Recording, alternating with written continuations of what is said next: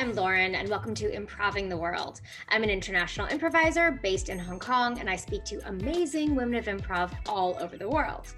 By the by, have you subscribed yet to my channel? It would be amazingly helpful so that I can invest in the channel and giving voice to all of these fantastic women. Now then, I speak to someone cool every time, and this time it's Dina Mild. She is a Russian improviser in Moscow, and you guessed it, we're talking about the Russian improv scene. I hope that you enjoy. Hi, Dina. Hi, how are you? I'm good. I'm next door. I'm just hanging out in the park. Nice weather. I can see that it's summer. It's Yeah. in your area. Moscow is so big that I understand it can be different kind of weather in different parts of the city. Yeah, Good, exactly. you're lucky. You are clearly an improviser. You're also the founder of the Moscow Improv Club, or MIC, like Mike for short, which is brilliant. Mike, that's great. Yeah, I love it. Thank you. And you are, of course, in your day life, a radio host on Capital FM Moscow, and you do a morning show for 3 hours of sheer entertainment value joy. So it is in English, and it's also available online. If you are the one who wakes up at 7 a.m., you will have a chance to catch me on air. I will put links below, as always, to all the various different ways that you can find out about Dina. We're talking today about the Russian improv scene. We're going to focus in on Moscow, of course. We're going to talk about the scene in Russia and its evolution. In the USSR, there was this sketch show, which is really famous for everyone here in Moscow. They know about it. It's called, in English, the Club of Inventive and Funny. It really focuses on like funny. There's a little bit of improv, but it's mostly sketch. So people really know this, and they have this clear association with sketch and comedy. How has improv begun to grow and get some visibility, some forwards motion in the Russian scene? Thank you for mentioning this Club of Inventive and Funny. I would say this is not the official name.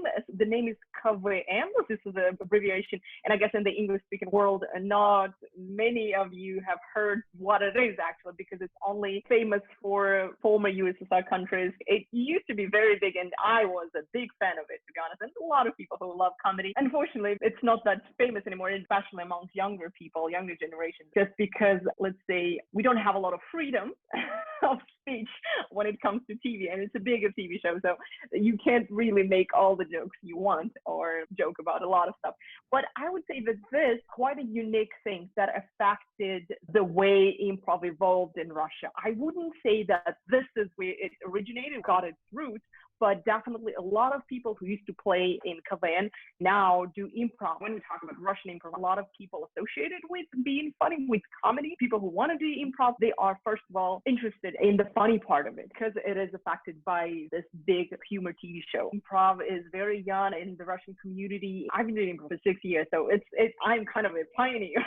From 6-7 years is a lot, and there are very few people who started doing improv that long time ago. So most people started like 3 years ago, probably 2 years ago. There is a big TV show now that is growing, very similar to the Russian version of Whose Line Is It Anyway? And it also affects people's views on improv in general, associated with the funny side of it. You ask people, what is improv? Not many people know what it is. People who know, they ask, oh, is it stand-up? And our country is not the only one, but it's improving, it's getting better. So comedy is inherently linked with improv for most people. If it's improv, it's going to be funny. And now it's been a couple of years.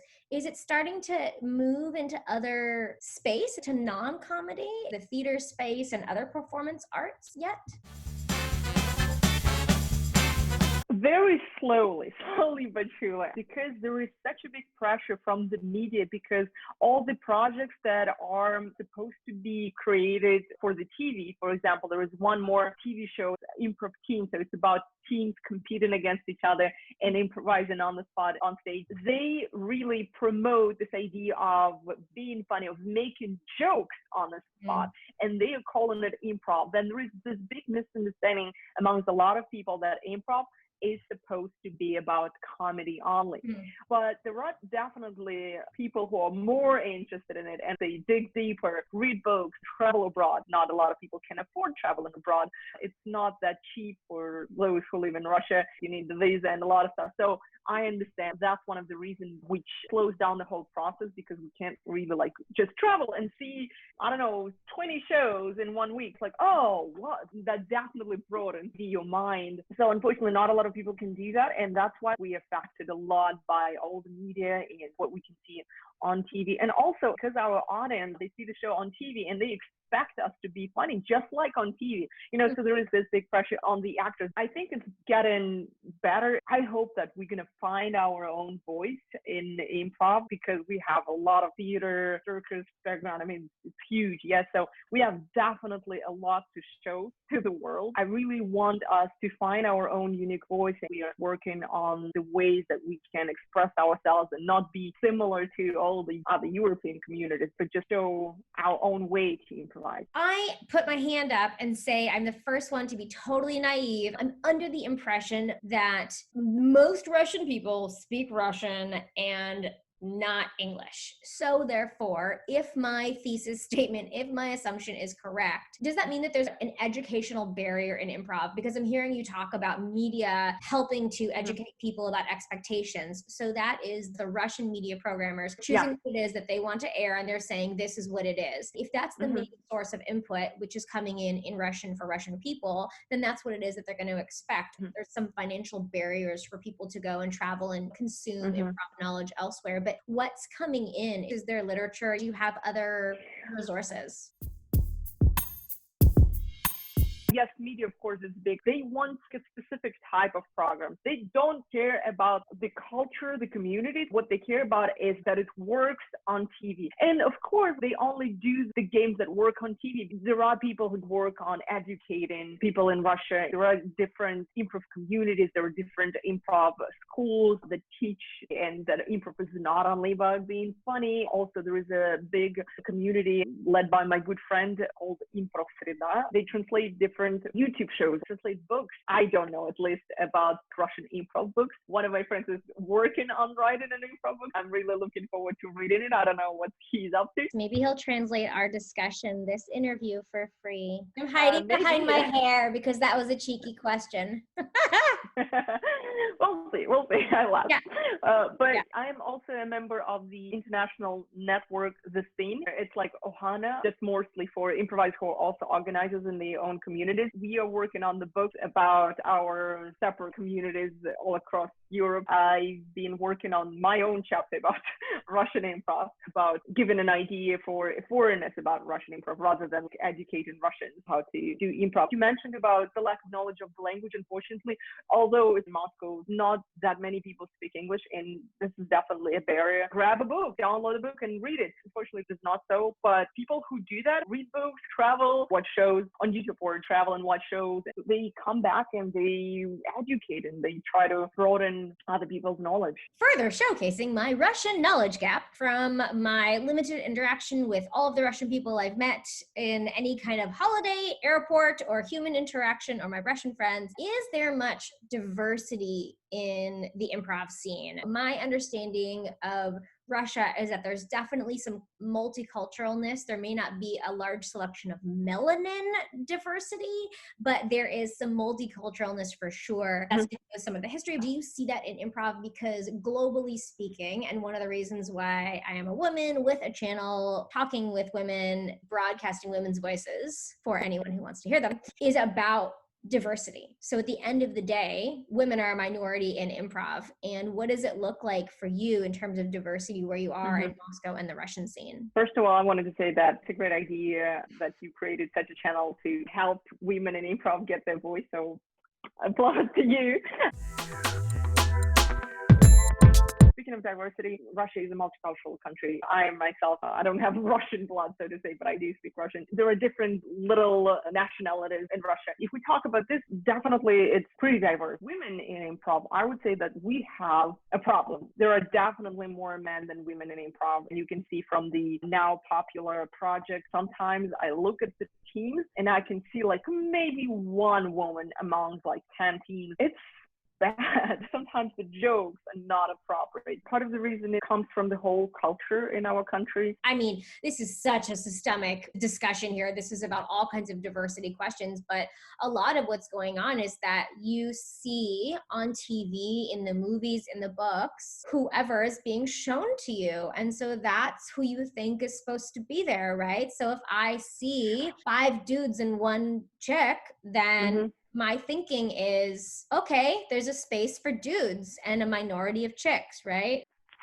The whole culture in Russia, it's not only about improv, it's more the society is patriarchal. Yeah, it's the culture where men dominate, unfortunately. You can see it a lot in our country. It's also, I guess, kind of transferred from by the government as well. If I hope I'm just pronouncing it right. So this is not only about improv, but in just like our culture. I think there are more feminists. It's growing. Also, if we just talk about improv, then I know a couple of improv troupes where there are only women. And I think this is good. Yeah, definitely. In our community, in Mike and MIC, there are a lot of women. I would not say I'm either against or for, like, I'm not a big feminist. I probably should be, but I would say that I do it so naturally that it just doesn't seem a problem, at least in our community. We have a lot of women, and sometimes in the class there are only women.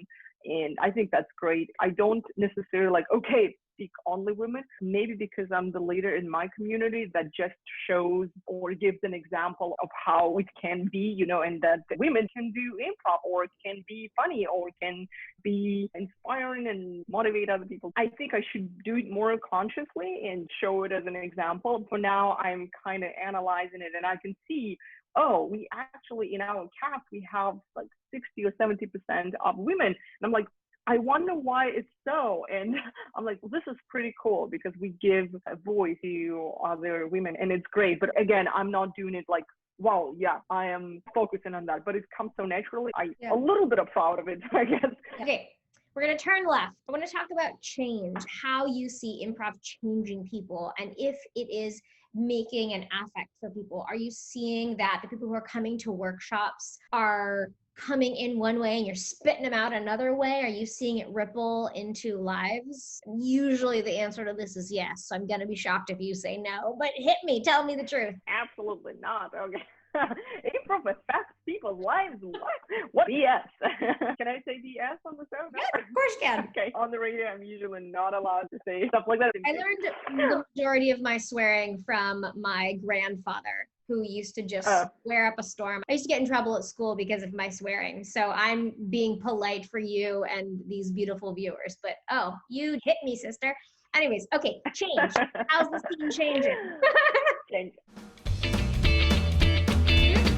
To be honest, I'm always so fascinated by the effects that improv has on people's lives, only if you're willing. And there are people who don't know about that. They just come to have fun, you know, or make some friends, learn a new skill. Oh, I want to improvise in real life. Probably the same in the whole world community of improv, I guess. Different backgrounds for different reasons. I see some really fascinating and shocking sometimes changes that they have. And sometimes it's not visible that they, become all different, like princess. One person becoming another person. Emotionally and internally, they have so many changes, and sometimes hit me with a message. Dina, it's just incredible how my whole life changed. Sometimes I don't notice some things that are really big for people, and then when they say, I'm like, oh yeah. Sprinkle some juicy tidbits for me and tell me what people are saying. Communication for a lot of people. It's crazy how it's difficult for them to just go out into the world and talk to people and just be open, make friends, talk about things that bother them directly, address them to other people and whatever bothers them. Improv helps them express themselves better and be more bold, I guess, about stuff. I'm not even talking about finding new friends, finding new community that they now consider friends, that they hang out with and they spend the weekends with, you know. Just the other day, I actually got a message from one of my students and the member of our community. I don't know how people are happy without improv.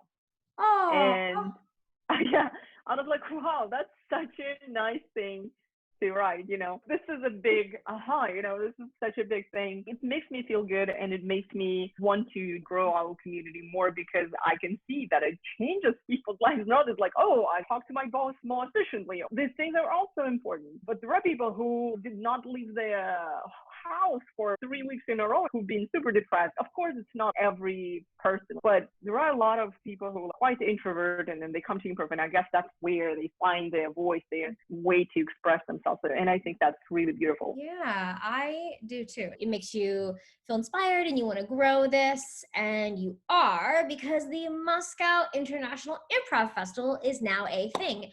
Tell me about that, because this is a real opportunity now to bring the ability to watch shows, to do educational stuff, be part of a community for anyone who's there, and international people as well. Come and get invested and find roots and learn. Tell me about this festival.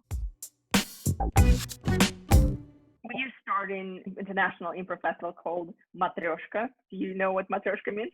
Of course I do. It's Russian. Oh, yes, I know this. Yes. Yeah. Everybody calls them the wrong thing. They call them like the Russian nesting doll. They call them babushka? Yes. But it's not right. No, it's not. Babushka is an old lady. It's Matryoshka. We decided to call so. Why not? Super stereotypical, but we just kind of making fun of it. Workshops, shows. Is it English? Is it Russian? Is it going to be Spanish? Like, what's going to happen? Yes. To make people more aware of all sorts of things that are available in improv, that you can do this, you can do that, you can learn this. Kind of already started doing that by bringing different improvisers from abroad and doing workshops. Our community is lucky because we have people who speak two languages at least, so Russian and English. So we do perform and do workshops in English, so we don't really have a need to translate, and we do perform abroad. Now at the festival, we wanted to make it available for people who don't know the language, so we're going to do workshops and shows in Russian and English. And of course, we want to show people from abroad, if they come, I hope they all come to Russia, get a chance to see our beautiful city and also learn about improv and showcase your improv. Yep, that building over there, you can also check it out. We want to show what the Russian improv community is like, and we want to bring people from different cities to Moscow to perform in Russian. And again, there will be shows by foreigners in English. We'll see you in 2021. Dina, tell me, please, if you could speak to the younger version of you, to your improv community peers, or to someone who's never tried improv. They're that super introverted person that you mentioned. They're sitting at home, they're scrolling through YouTube. They found this video. They think to themselves, hang on a hot second, I'm keen on this thing. What are your words of wisdom for these people? What do you want to share? The first thing that came to my mind, and probably this is my motto, I just love this phrase, fake it till you make it. A lot of people don't like this phrase because what does it mean? Do you want to be a fraud? You don't want to fake it. But I believe that this is a great statement, fake it till you make it, because you never feel ready. Whatever you do, you never feel fully 100% ready for anything. Sometimes it's good to fake it not only for other people, just for yourself. Yes, I'm ready, and be bold about it. The more you do stuff, the more confident you become, and eventually you will make it to the level that you want. I am really encouraging members of my community and myself, first of all, to try to be confident, even if you don't feel confident, but just make confident moves and take it. Definitely. All right, people, you heard fake it. Dina, if people are going to be passing through Moscow or even Russia, it's super small, they'll run into you. If they're going to be nearby and they want to come to a workshop, watch a show, hang out with you, they want to buy you obviously some vodka, or they want to just generally throw money at you, how can they find you on this giant internet thing? Okay, I know that you probably noticed that bottle, but it doesn't mean I drink. They can find me on all the social networks, Facebook, VK is the Russian network, or Instagram. Also, you can find our Moscow Improv Club. This is our community, and if you speak English, we do different workshops and shows in English and Russian. You can join us online. We do different interviews, workshops, some jams, free jams, a lot of free stuff, by the way.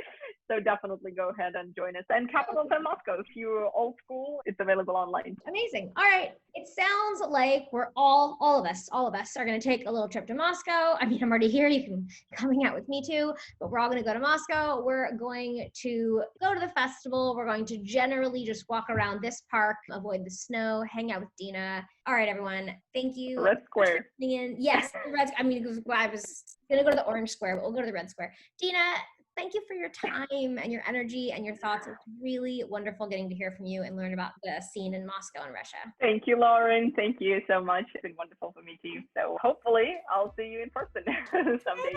See ya. I'll be down the block in a minute. All right, everyone. This is Improving the World, and there's more where that came from. Thanks. So, did you love the video? If you did, please say kind and wonderful things in the comments down below. Give the video a like, share it around. You can subscribe if you're feeling sassy, and look for more Improving the World.